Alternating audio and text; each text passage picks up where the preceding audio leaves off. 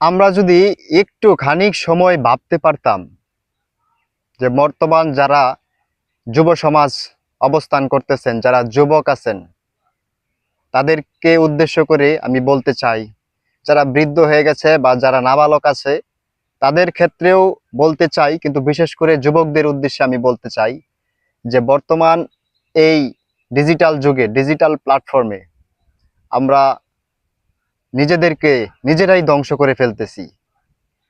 আমরা কি কখনোই আমরা চাইবো যে আগুনে ফেলে দেই নিজেদেরকে?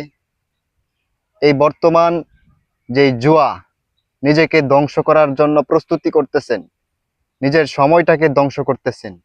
আর আমি একটা কথা আপনাদেরকে বল দিই যে আমি যে কোনো বিষয়ের উপরেই অভিজ্ঞতা, এক্সপিরিয়েন্স ছাড়া আমি কখনোই কথা বলি না।